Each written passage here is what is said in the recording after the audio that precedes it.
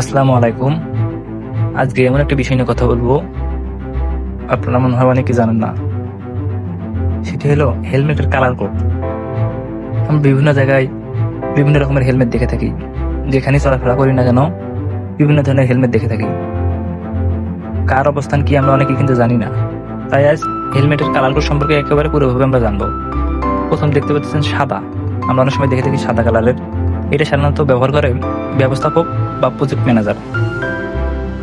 তারপর কি হলুদ, এটা সাধারণত শ্রমিক ব্যবহার করে। রাস্তার সাইডে দেখা যায় অনেক শ্রমিক কাজ করতেছে, তারা ব্যবহার করে।